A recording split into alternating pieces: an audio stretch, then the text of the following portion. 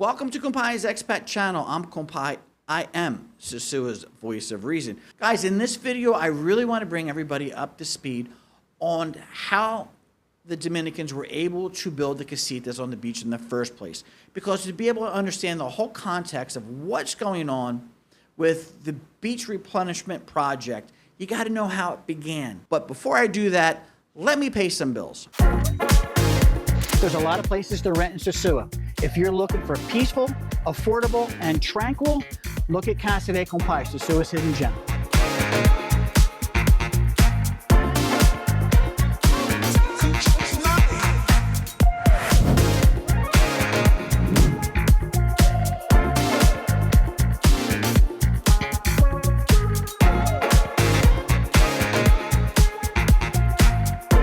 When you're ready to reserve at Casa De Compai, my contact information is in the description down below.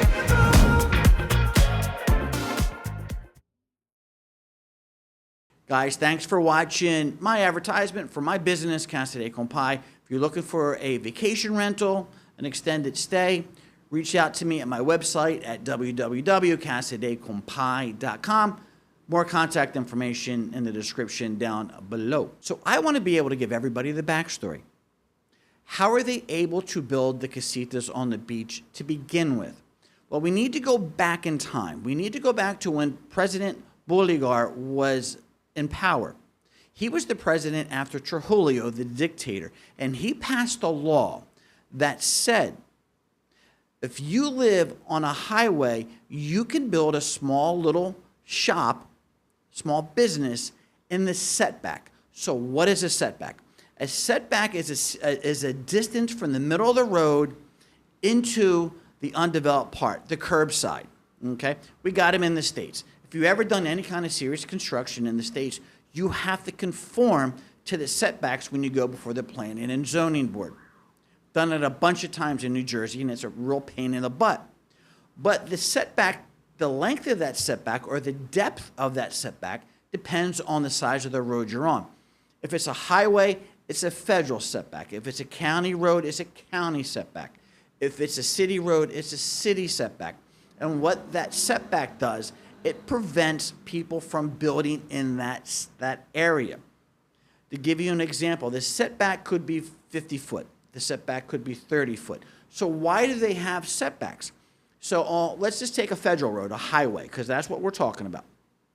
They ever want to expand the highway, make it wider, they need the room to do it. If people are building permanent structures in that setback, it creates headaches. But Bolivar said you can put up a shack and you can sell fruit, you can sell some wares to give the people an opportunity to make money.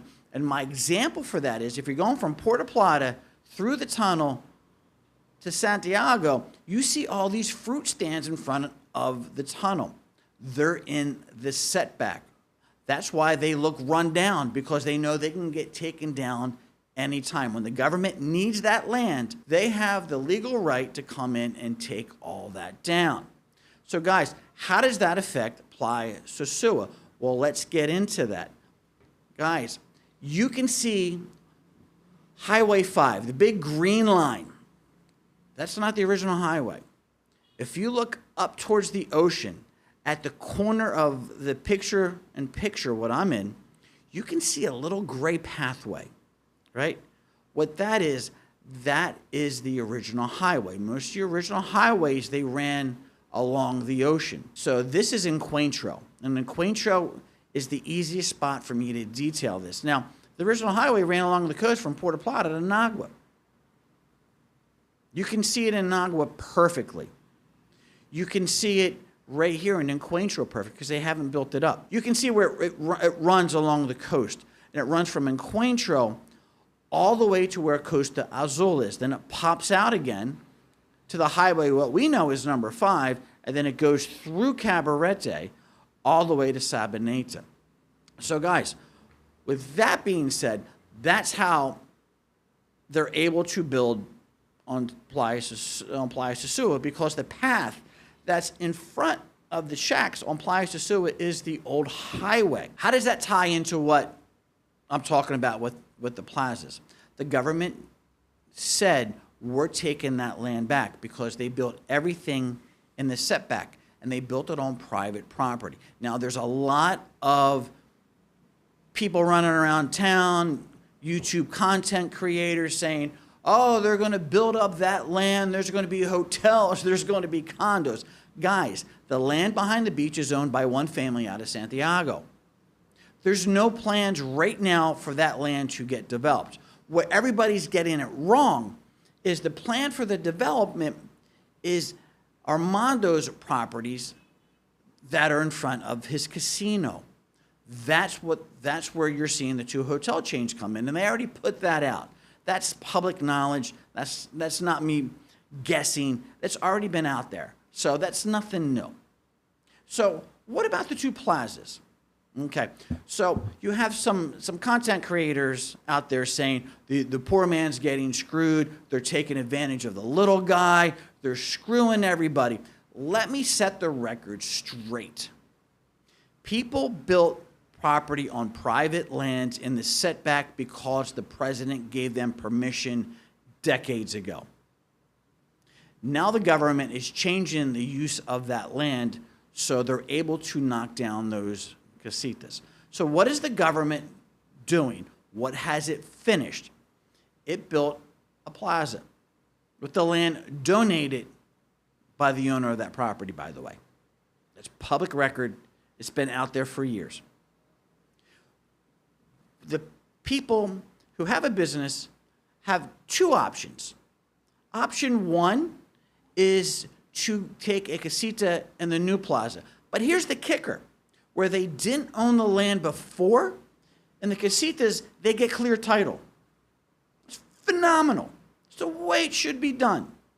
So they went from not owning the land, just building the structure. Now they own the land and the structure. So they have something tangible that they can sell, something that's recognizable in a court of law. Okay? Or the government gave them money and bought them out. So nobody lost anything. They got compensated one way or another. Now, how does that affect the people that just rent? Well, they have an opportunity to rent in the new places. The problem is a lot of people are just up in the air how it's going to work out, so they're a little iffy about it. Understandable. That's part of doing business. You know, there's no guarantees that there's going to be a success. So, no, the little person didn't get screwed in the way that everybody's telling you did. Either the owners got a new casita with clear title or they got bought out. A lot of people are upset and they're blaming companies, they're blaming greedy capitalists. Let's call a spade a spade. If the Beach Association would have held the owners accountable for the maintenance of their casitas, had a decent standard. So that's where the Beach Association made one mistake. The second, they didn't force maintenance on their casitas. So a lot of them looked like crap. What they should have said is, if your place gets deteriorated, we're knocking it down, we're getting rid of it, and you're not going to be able to rebuild it. That spot is taken away. Because the association takes monthly dues from every casita on the beach.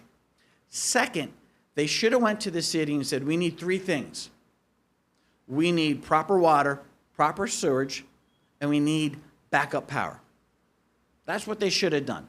But they didn't do it. So things got to a level where they had to be addressed. Because in today's Google review world, you have people posting, oh, I got sick eating on Sosua Beach. Oh, you can't, there's no clean bathrooms. In today's world, you can't have that. So the government addressed it. And in this new plazas, every tier has a bathroom. Thank you so much for watching this video. I hope you got something out of it. And guys, always remember, keep private personal and personal private. If you haven't subscribed, please subscribe. Hit the like button and keep them great comments coming. Guys, peace out and God bless.